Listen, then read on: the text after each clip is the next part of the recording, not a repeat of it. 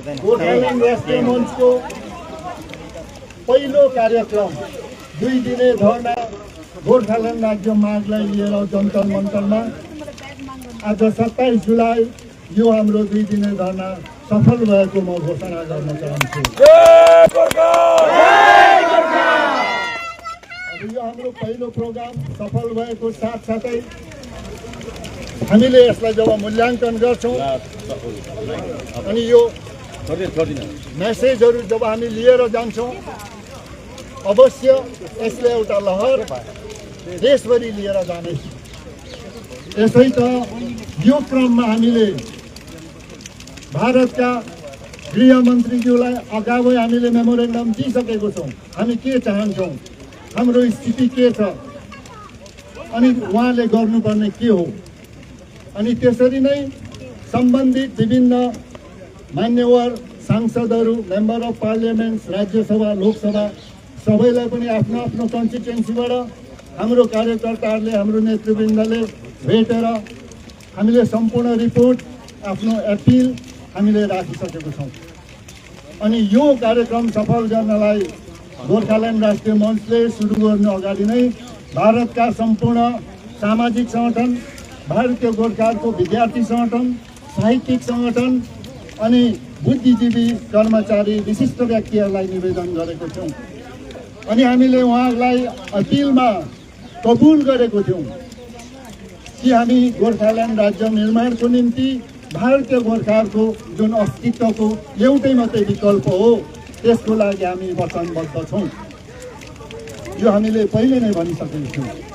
त्यही कन्डिसन, त्यही शर्तमा हामी आयौँ। तपाईँहरू सबैले एउटा जिम्मेवारी लिएर एउटा च्यालेन्जिङ मोडमा यो 2 दिने धरनालाई सफल गर्न सक्नुभयो। 2 जना संयोजक हुनुहुन्छ, देहरादुनमा हाम्रो एडभाइजरजी हुनुहुन्छ अनि हाम्रो युवा भाइ बहिनीहरू हुनुहुन्छ अनि हाम्रो बुद्धिजीवीहरू, अरू घटक संस्थाहरू, GSS, Gorkhaland activist group, Nepali literature cultural forum, कार्यान्वयन गोर्खा स्टुडेन्ट युनियन, एनएपी आदि विभिन्न संस्थाहरू अनि यहाँ गोर्खाल्यान्ड संयुक्त सङ्ग्राम समितिबाट आउनुभएको फुलुङज्यू, अन्य महानुभावहरू पनि आएर जुन मन्तव्य दिनुभयो, जुन सहयोग दिनुभयो, तपाईँहरू सबैलाई हामी गोर्खाल्यान्ड राष्ट्रिय मञ्चको पक्षबाट धेरै धेरै धन्यवाद र अभिवादन ज्ञापन गर्दै म एउटा दुईटा यो विषयलाई लिएर तपाईँहरू समक्ष 1-2 बिन्दुहरू राख्न चाहन्छु। मित्रहरू, धेरै भाषण भयो, धेरै वक्तव्यहरू आयो। मैले सम्झेँ म पनि भाषण दिने समय पाउँछु, तर मलाई समय एकदम कम दियो। मौसमले पनि त्यही गरिरहेछ, तर म सन्तुष्ट छु। हाम्रो वक्ताहरूले almost all they have delivered our contents. हामीले जे भन्नुपर्ने, जे बुझ्नुपर्ने थियो, जे वास्तविकता थियो सबै तपाईँहरूले राख्नुभयो। स्पष्ट रूपमा जन्तर मन्तरको वातावरणमा यो रेकर्डिङ भयो भन्ने म विश्वास गर्छु। यसै त भनिन्छ नि, दिल्लीको ढुङ्गामा पनि ज्यान हुन्छ अरे, पर्खालमा पनि कान हुन्छ। के बचेको अन्त? जन्तर मन्तरको ढुङ्गामा पनि ज्यान हुन्छ अरे, दिवारहरूमा पनि कान हुन्छ अरे। त्यो ढुङ्गाको ज्यान, यो दिवारहरूको कानहरूमा मलाई विश्वास छ हाम्रो आवाज हुन्छ। नभए अरू ज्यादा यता फर्काउनुपर्छ। अर्को कुरो, संसदमा पनि अवश्य यो मेसेज पुग्यो। तर एक चिज तपाईँ हामीले ख्याल गर्नुपर्छ, यो 1 दिनको, 1 सालको, 1 दशकको आन्दोलन होइन। यो 119 वर्ष 1907बाट स्टार्ट भएको आन्दोलन अहिलेसम्म कन्टिन्यू छ। कहिले यो रङमा, कहिले सेतो हुन्छ, कहिले कालो हुन्छ, कहिले हरियो हुन्छ, कहिले पहेँलो हुन्छ। तपाईँ हामीले सिधा भन्नुपर्छ सरकारलाई। हामी राम्ररी जान्दछौँ तपाईँहरूको क्यारेक्टर, भारतको एक राजनीतिक पार्टीहरूको नीति, उहाँहरूको पोलिसी, उहाँहरूको एजेन्डासँग हामीलाई ज्ञान छ। राष्ट्रिय काङ्ग्रेस पार्टीको के एजेन्डा छ, उसले 170 वर्ष कस्तो किसिमले शासन गर्यो, त्यसरी नै बिजेपी, त्यसरी नै अन्य पोलिटिकल पार्टीहरूको नीति के छ, हिडन एजेन्डा के छ, प्रष्ट रूपमा के छ, त्यो हामी जान्दछौँ। तर भारतीय गोर्खाहरूले एउटा लोयल सिटिजन्स अफ इन्डिया भएर हामीले सिधा डेमोक्रेटिक संविधानको आधारमा मान्दै आयौँ मान्दै आयौँ। हामी जान्दछौँ सरकारको narrative. We know your hidden agenda. यसलाई हामी लान चाहन्नौँ किनकि हामी पोलिटिसियन होइनौँ। हामी सिम्पल साधारण नागरिक, देशभक्त नागरिक, अनि यो देशसँग जडित, यो भूमिसँग जडित हाम्रो एउटा यो जनसङ्ख्या हो, एउटा सेक्सन अफ पिपुल भारत।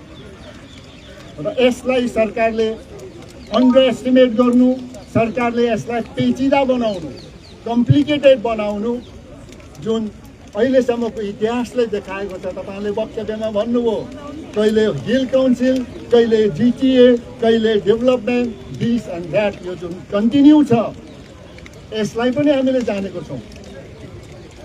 यसलाई पनि हामी सरकारलाई भन्छौँ, तपाईँको न्यारेटिभ हामीलाई थाहा छ।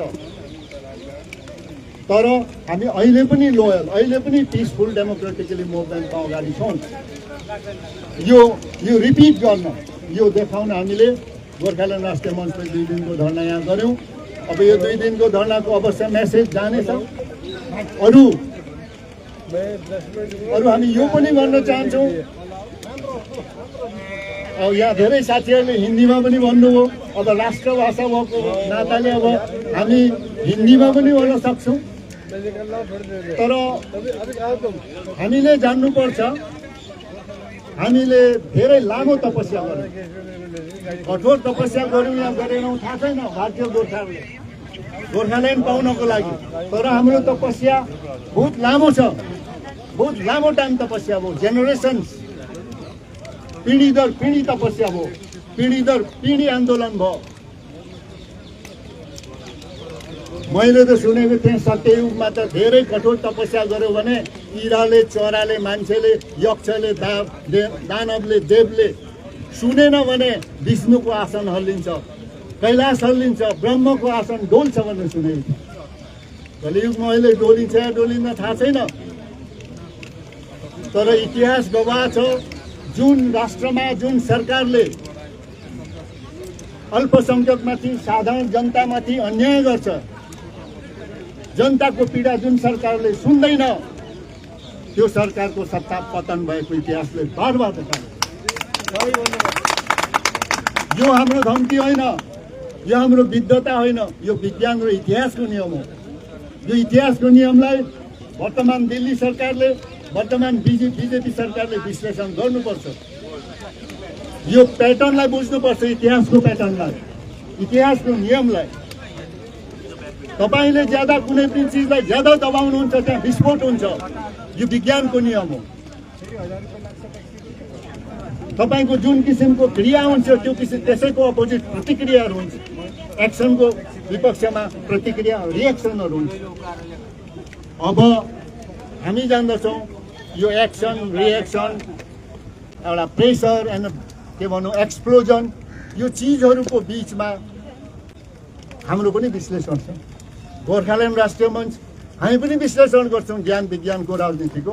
हामी राजनीति गर्दैनौँ, इलेक्सन उठ्दैनौँ, त्यति नै हो। अनि यो विश्लेषणको बिचमा हामी कसरी गोर्खाल्यान्ड राज्य क्रिएट हुनुपर्छ भन्ने कुरो हामी लक्ष्यहरू बनाउँछौँ। तपाईँ हामीले मिलेर बनाउनु। अझै हामीले आम जनतासँग पुग्नुपर्छ, आम जनताको हामीले साथ पाउनुपर्छ। जब आम भारतका सम्पूर्ण भारतीय आम जनताहरूको हामीलाई समर्थन हुन्छ, त्यति बेला यो विश्वास राख्नु कुनै पनि शक्तिले गोर्खाल्यान्ड बन्नमा यहाँ रोकावट गर्न सक्छ। त्यो निर्माणमा हामी छौँ, त्यो यात्रामा हामी छौँ र त्यो यात्रालाई तपाईँ हामीले सफल गर्नुपर्छ। आउँछन् धेरै चिजहरू आउँछन्। अरू हामीले सिधै भन्नुपर्छ। अब सेन्ट्रल गभर्मेन्टलाई हिन्दीमै भन्नुपर्दा, दिल्ली सरकारलाई यहाँ जन्तर मन्तरबाट भन्नुपर्दाखेरि त यो नै भन्नु पर्यो, हमारा तपस्या जुगों से है, बहुत दिन हुआ। सुना है वेद वेदांत में तो ज़्यादा तपस्या, कठोर तपस्या होने से देवासन हिल जाता था, अभी हिलता नहीं, मालूम नहीं। लेकिन इतिहास गवाह है, जो सरकार ने जनताओं का बात नहीं माना, जनताओं का ऊपर जो अन्याय हो उसका समाधान नहीं दिया, वो सरकार सत्ता से पतन हुआ है, बार बार हुआ। इसलिए ये सरकार को, दिल्ली सरकार को समझना होगा, इसको आत्मसात करना होगा। यो नै मेसेज हामी दिन्छौँ। अनि भोलि फर्केर फेरि हामी सम्पूर्ण जनतामा जान्छौँ, हाम्रो कन्स्टिट्युएन्ट अर्गनाइजेसनहरूसँग हामी बस्छौँ, हामीले अरू चर्चा गर्नुपर्छ। तपाईँ हामी हेर्नुहोस्, तातिनु खारिनुपर्छ। म गोर्खाल्यान्ड राष्ट्रिय मञ्चको कन्स्टिट्युएन्ट घटक सङ्गठनका नेतृवृन्दमा अनुरोध गर्न चाहन्छु, हामीले तप्नुपर्छ, अलिकति सफरिङमा हामी जानुपर्छ, किनकि विजडम कम्स थ्रु सफरिङ भन्ने ज्ञान र अनुभव त के गर्दैन, तपेरै आउँछ, परिश्रम पछि नै आउँछ, पसिना त परिश्रम पछि नै आउँछ। र यो जुन तथ्यहरू छ, यो घटनाहरू, यो विज्ञानको नियमहरू छ, समाजको नियम छ, यसलाई सोसियल साइन्स भन्नुहोस्, पोलिटिकल साइन्स भन्नुहोस् या माइथोलोजिकल साइन्स भन्नुहोस्, हामी यसलाई साथमा लिएरै हामी अगाडि बढ्छौँ अनि डेमोक्रेटिक रूपले, एउटा गणतान्त्रिक रूपले हामी आफ्नो डिसिजन अगाडि ल्याउँछौँ, अगाडि लिएर गर्छौँ। अनि हामी यो मेसेज एक दिन हामी दिन सफल हुन्छौँ सरकारलाई कि धेरै भारतको गोर्खाहरूलाई नजलाउनुहोस्, भारतीय गोर्खाहरूको स्वाभिमान नजलाउनुहोस्, भारतीय गोर्खाहरूको घर बारी भूमिको अधिकार नोकरीको अधिकार नजलाओस्। यो सरकारले धेरै जलायो भने यो सरकार जल्छ। यो पनि आगोको नियम हो, तपाईँ र मेरो नियम होइन।